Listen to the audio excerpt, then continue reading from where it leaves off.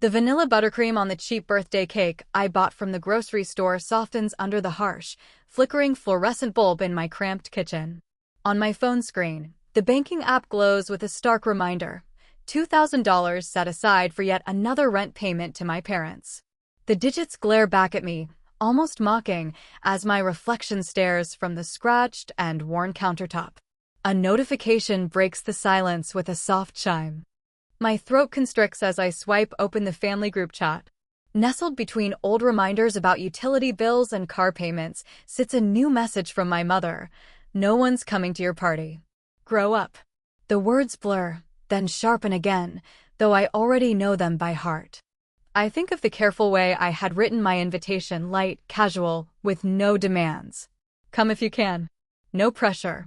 No gifts necessary. My thumb hovers above the keyboard, the cursor blinking in expectation. After a long pause, I type a single word: understood. I switch back to the banking app, my finger tracing the familiar path to scheduled payments. For years of so-called temporary financial support parade through my thoughts. My father's minor heart scare that became a constant guilt weapon, Noah swearing he'd get a job any day now, and my mother's voice, colder with every request fulfilled. The cancel button glows red, pulsing like an escape hatch. This time, my hand does not tremble. I press firmly. Cancel scheduled payment of $2,000 to Walter Hale? The screen waits for confirmation. I tap confirm. The air in my small apartment seems to shift immediately. The peeling linoleum floors and the sputtering air conditioner no longer just symbolize struggle. They represent every dream postponed, every sacrifice made, and every boundary I let them erase. I remember that hospital waiting room from 4 years earlier. My father had been recovering from what was later revealed to be indigestion, not a heart attack. My mother wrung her hands, murmuring about bills and mortgages. Noah paced nervously, tuition notices crumpled in his pocket. My father had looked at me then, voice frail but eyes sharp, just until things stabilize. "You're doing so well in your career, sweetheart. We're so proud." That pride became a currency, spent with each new request: cell phone bills, car insurance, property taxes, and endless emergencies.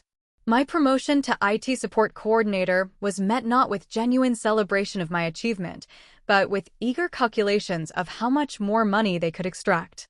My mother's eyes had gleamed at the numbers. My father's congratulatory pat already carried the weight of his golf club's next upgrade. Now my laptop hums as I open the Excel spreadsheet I have meticulously maintained. For years of payments appear in neat, unforgiving rows. $2,000 for rent, $489 for Noah's SUV, $378 for the family's cell phones, and countless extras. At the bottom, the total sprawls past $130,000.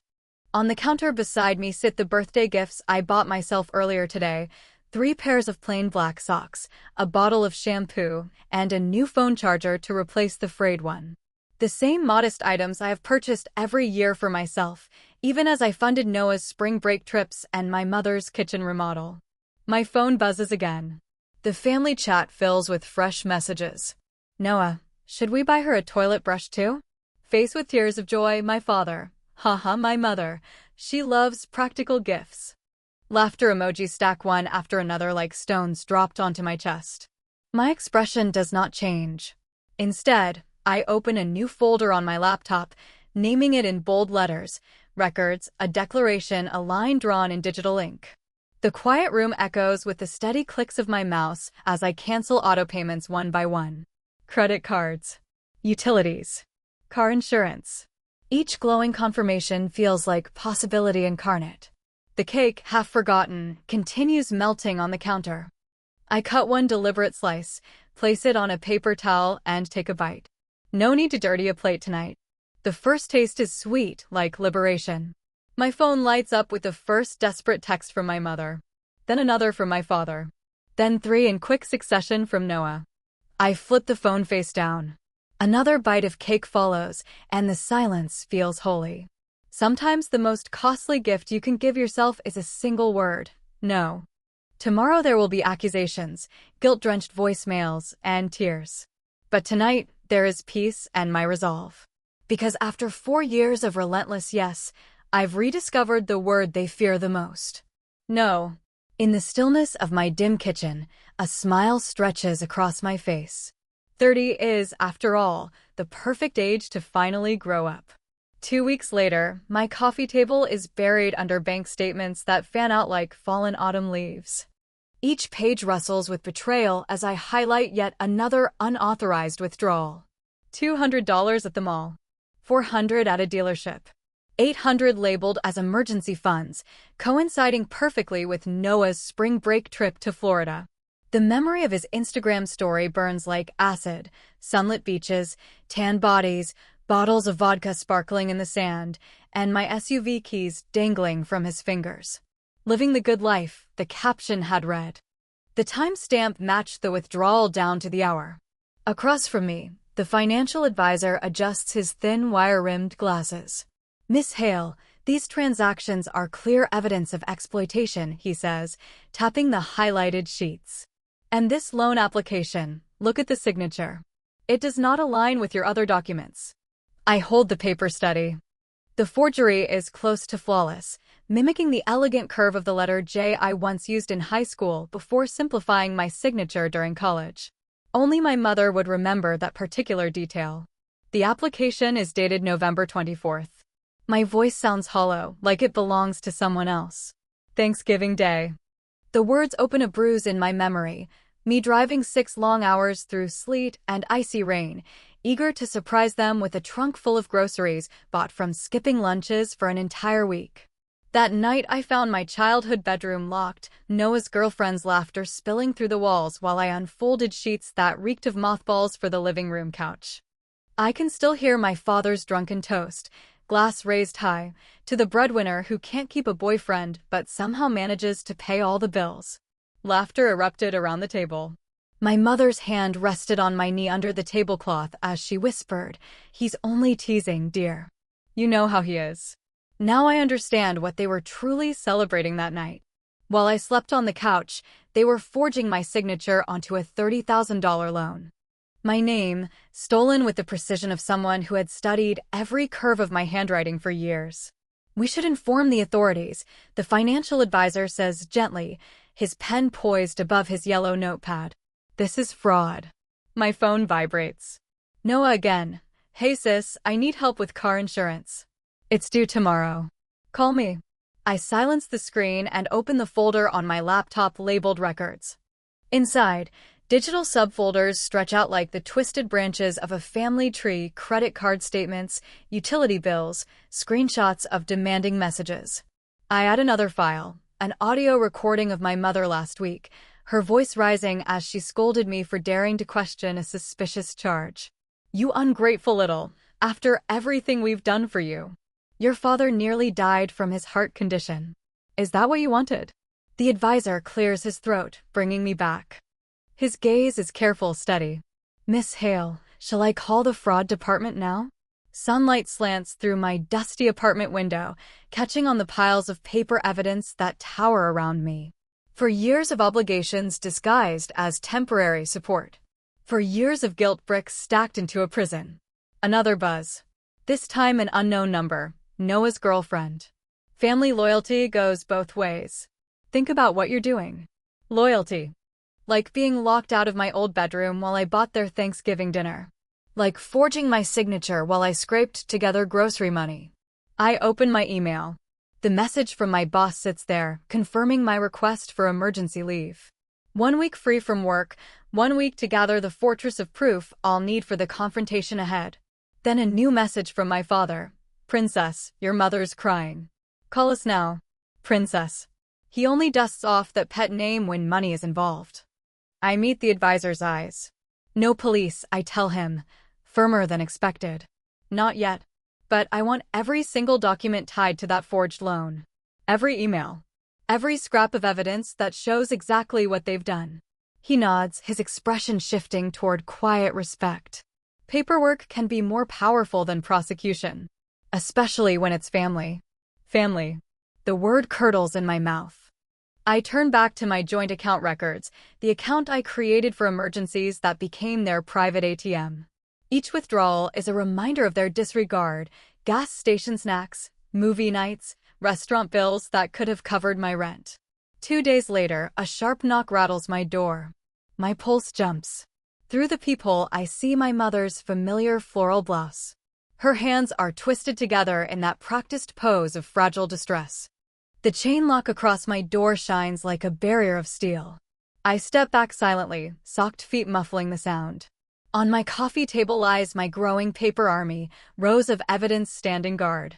My phone buzzes again with a message from my father. Your mother is outside your door. Don't be childish. Let her in. Childish. Like mocking my Amazon wish list filled with socks and shampoo. Like Noah spamming cry laugh emojis when no one came to my birthday. I return to my laptop and create a new folder. This one I name Truth in bold capitals, each keystroke as steady as my resolve.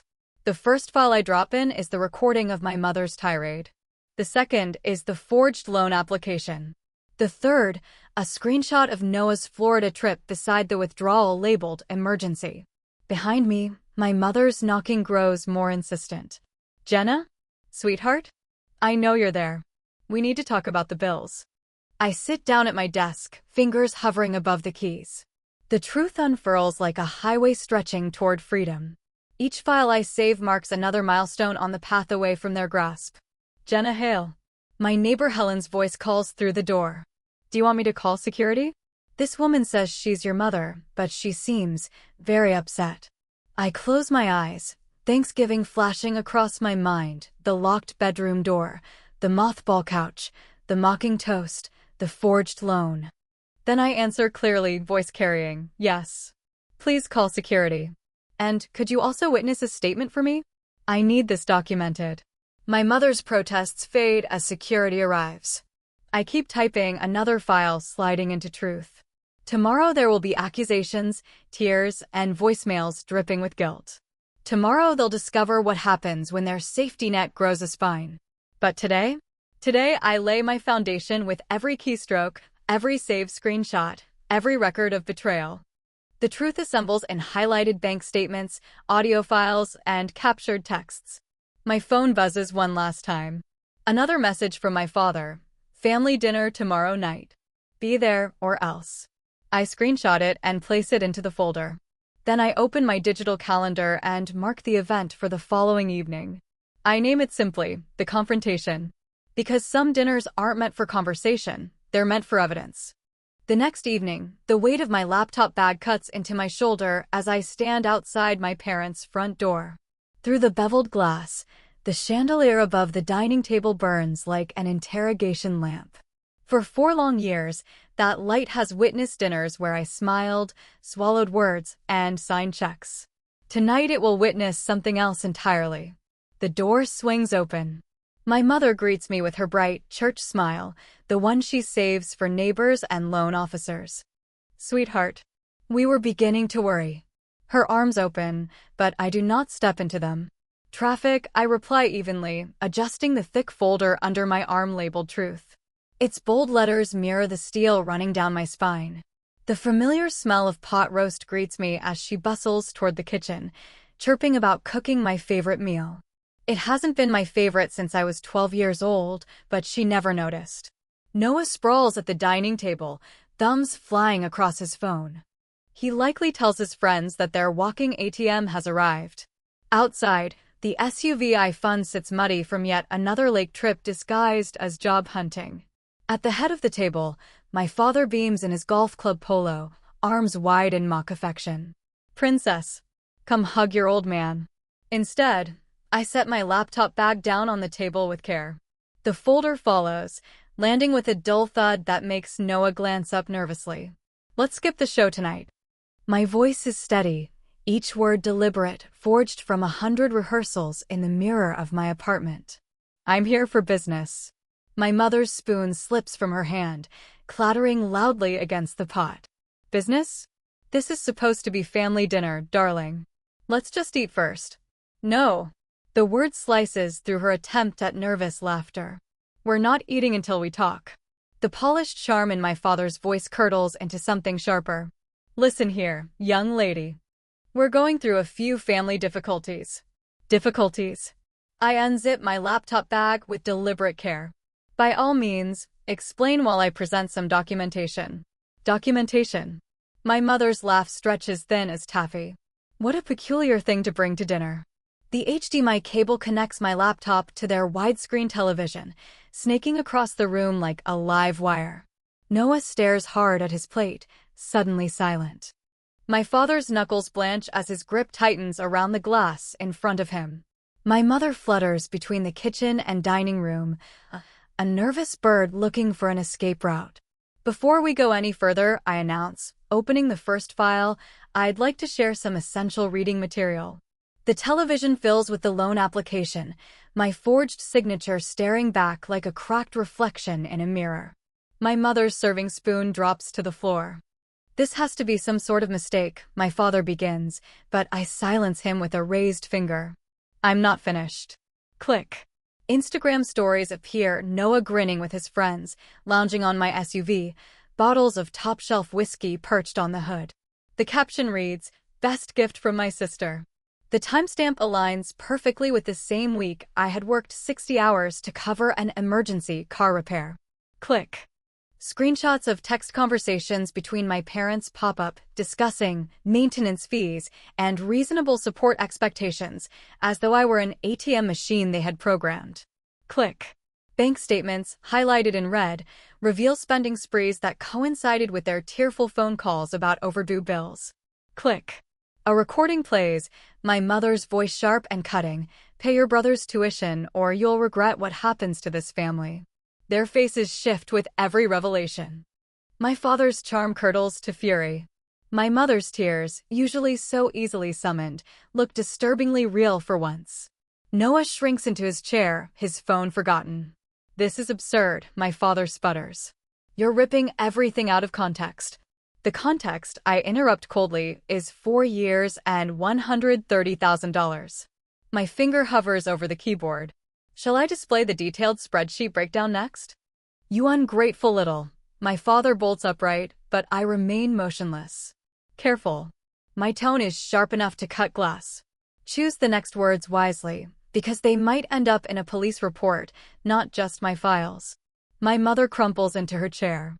"We're your family. How could you possibly do this to us?" "Family?" A bitter laugh rises from my throat.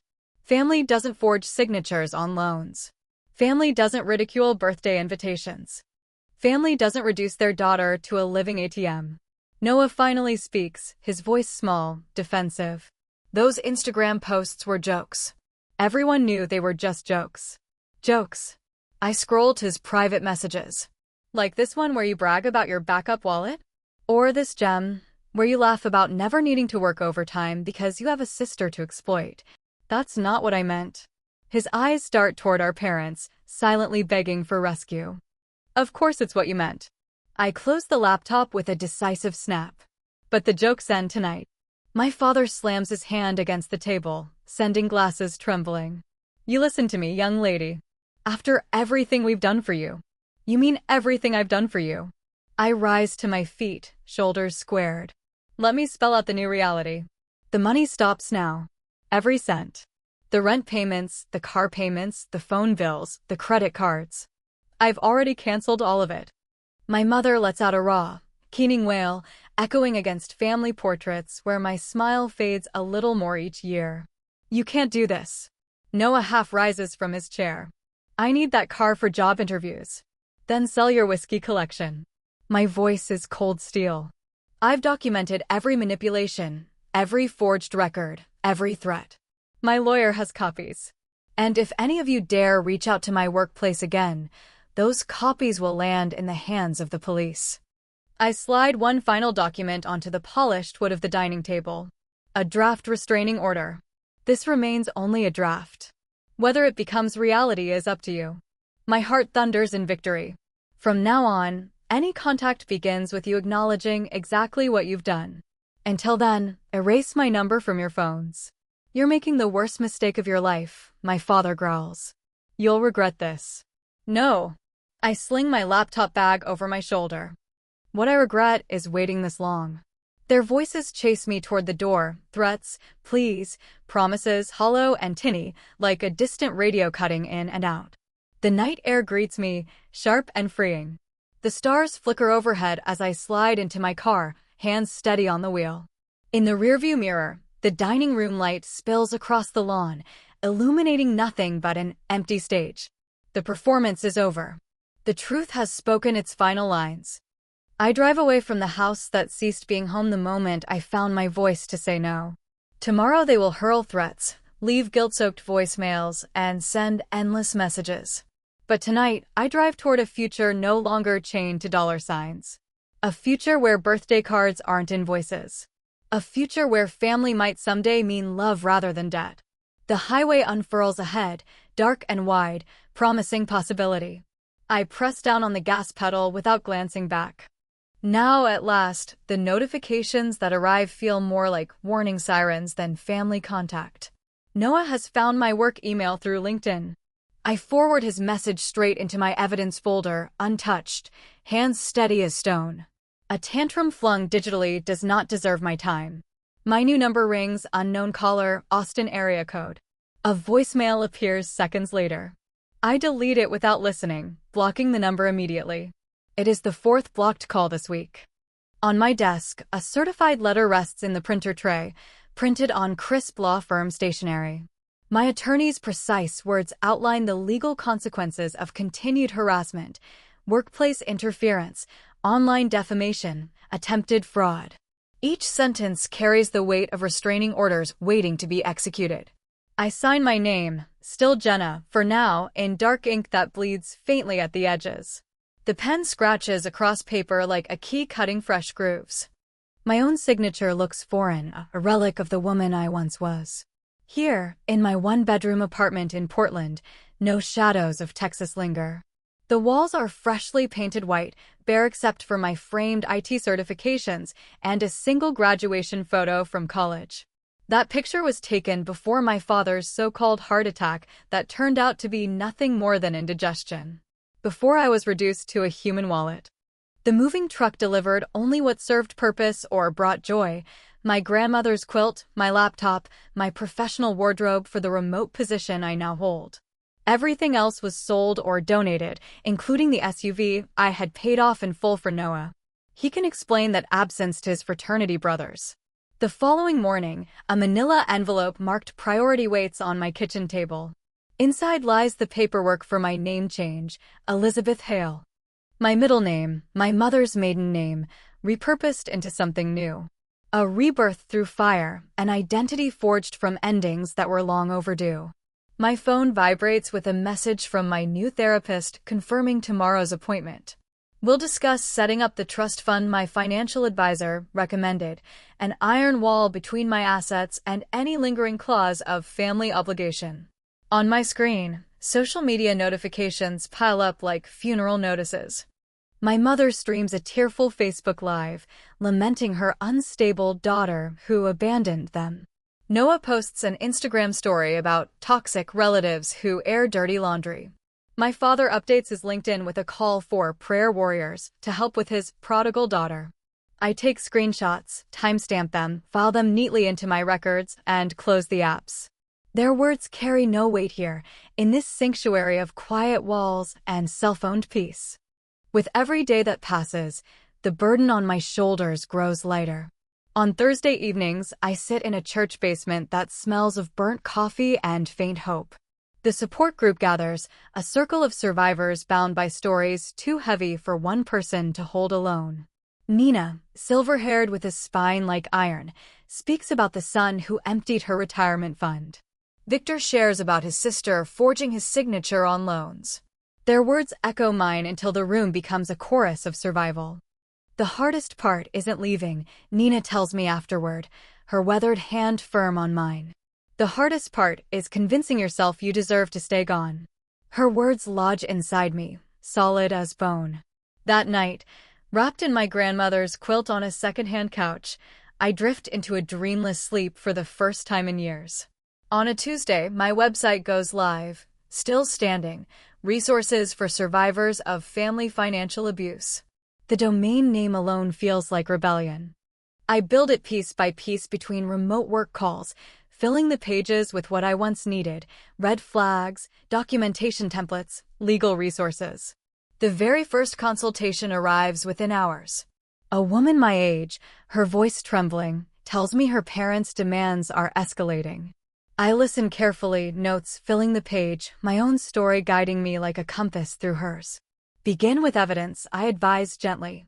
Take screenshots, collect bank statements, save texts. Build your proof like a lawyer. The truth is your strongest armor. The words pour out, not from bitterness, but from a well of hard-earned wisdom. Each consultation I complete adds another brick to the foundation of my new life. My pain sharpens into purpose, its jagged edges reshaped into service. December arrives with frost painting my windows. My heart, for the first time, feels at peace. My holiday decorations defy tradition: silver and white instead of red and green. Clean colors for a clean slate. The Christmas cards from my parents bounce back to sender, stamped resident unknown. Their guilt-laden words return unopened. I light a candle, pour a glass of wine, and celebrate in silence. My therapist names it grieving the living. The family I left still breathes, but the version of them I once loved exists only in memory. I keep a few photos: my 5th birthday party, my father teaching me to balance on a bicycle, my mother braiding my hair before prom. The rest I feed to the fire, watching years of staged smiles curl into ash. The smoke carries away the last of Jenna Hale, obedient daughter and designated provider. From the ashes rises Elizabeth, with wings of steel and eyes finally clear. The cost of peace was everything I once believed I could not live without. And yet, I can live without far more than I ever imagined. For the winter solstice, my new friends gather in my small apartment. They bring food, warmth, and laughter. None of them knew me as Jenna. None of them see me as a bank account. Around this table, no one keeps score. No one demands repayment, only conversation and kindness flowing freely. When the last guest leaves, I stand by the window as snow begins to fall, dusting the city in silence. My reflection overlaps with the flurries, a double exposure of past and present. The woman in the glass is older, stronger, finally herself, not the girl who used to write checks to buy peace. My phone lights up with another message through the website, another survivor reaching out, desperate for guidance. Tomorrow I will answer, share the roadmap I once built for myself, and help her find her way. Tonight, though, I simply breathe. I count blessings that cost nothing but courage. Sometimes the most expensive gift is the strength to walk away. The price of peace is everything once thought essential. The reward is discovering how little is truly required to live. I lift my wine glass to my reflection. To the woman I am becoming. To the power of saying no. Merry Christmas to me, I whisper, and the words echo like a prayer answered by my own hands. Outside, snow continues to fall, covering tracks, cleansing everything it touches. The black envelope stands out among junk mail in my P.O. box. My breath hitches. Even without opening it, I recognize the handwriting instantly, the precise loops, the slight slant to the right. My mother's script. My chest tightens, lungs squeezing until each breath requires effort. A security camera above the counter captures me standing there, frozen, fingers hovering like the paper might scald. I slip it quickly into my bag, tucking it between my laptop and the leather-bound journal where I track progress like a scientist. The drive home feels endless, every red light stretching into an eternity, while the envelope radiates presence from the passenger seat. My apartment welcomes me back with the smell of coffee and lemon polish. I set the envelope on my table, aligning it perfectly between the salt and pepper shakers.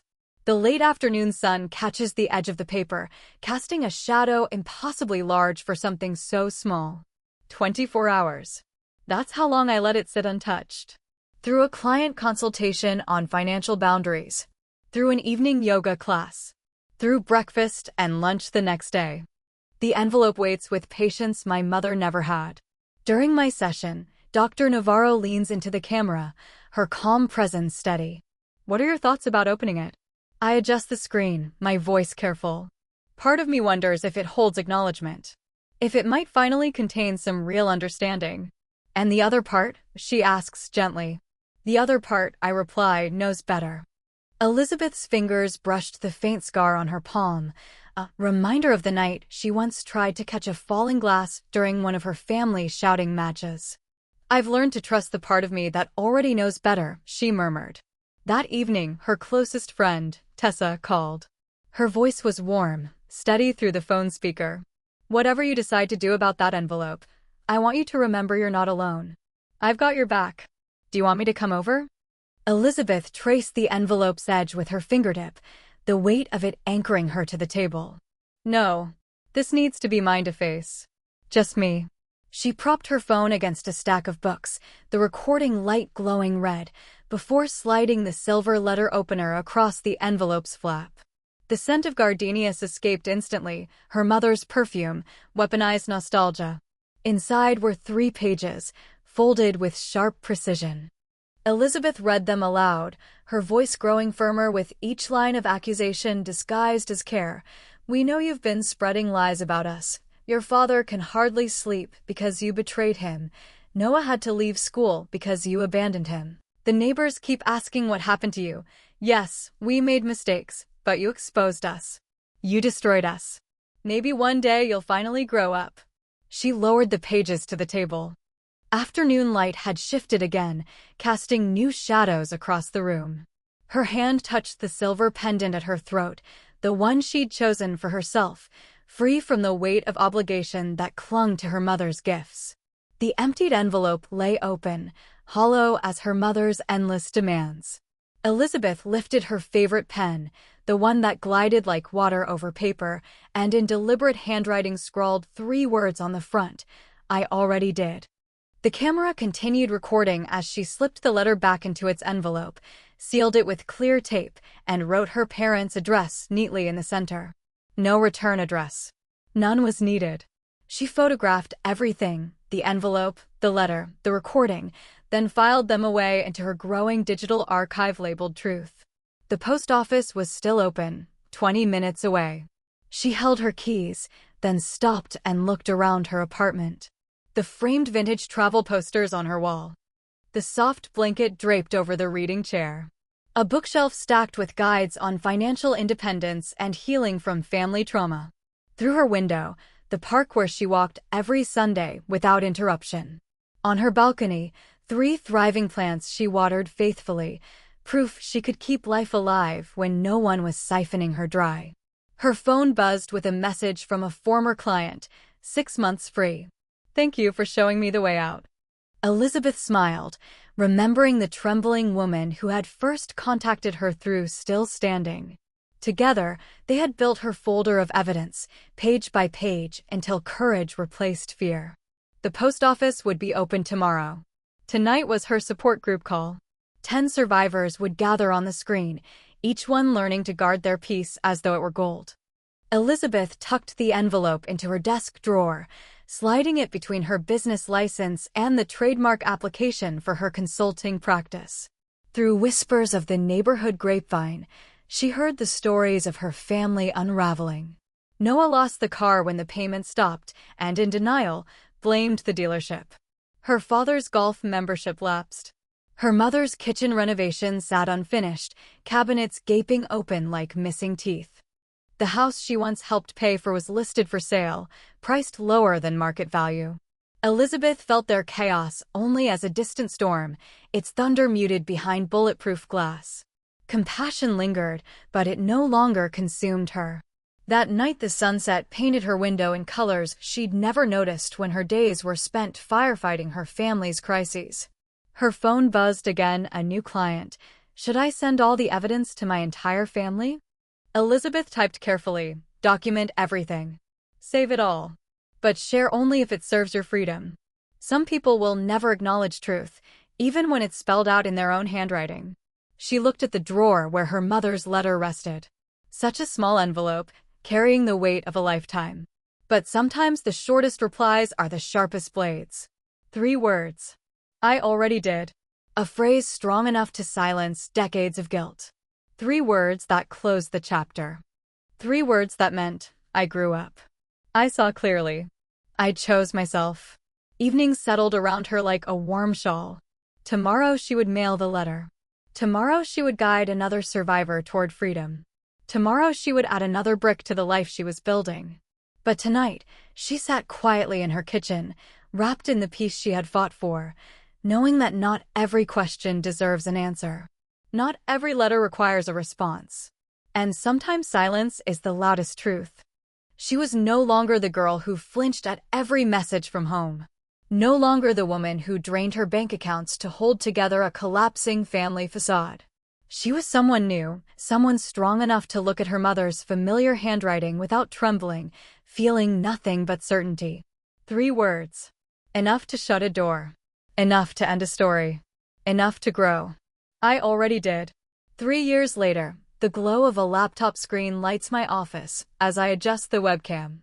On the other end of the call sits Lena, her fingers twisting a tissue to shreds, just as mine once did. They keep saying I'm ungrateful, she whispers. That a good daughter would never. Her voice breaks. I lean closer, the framed counseling certification behind me glinting faintly, not as decoration, but as proof that you can rebuild after ashes. Lena, when was the last time you truly felt safe in their presence? The question lingers. Her eyes widen, brimming with tears as recognition dawns. I can't remember, she admits softly. I nod, reaching for my leather notebook. Then let's begin from there. The morning flows by in 45-minute sessions. Between clients, I water the spider plant by the window, a gift from Omar, who understands why I nurture things that thrive with minimal care. 6 months together, and never once has he questioned why I keep my finances separate or why I changed my name. Over lunch, I review the final draft of my guide, Documentation, The Path to Freedom. The publisher wanted a flashier title, but I insisted. Healing doesn't come from spectacle, it comes from truth. A message pings from the community center confirming next week's space reservation. 20 survivors will gather, 20 people choosing themselves. My afternoon client, Ruth, is 72. Her silver hair is styled neatly, but her hands tremble as she lifts the credit card bill. My Eli, she says, voice cracking. My baby boy promised it was just until his business took off. My chest tightens.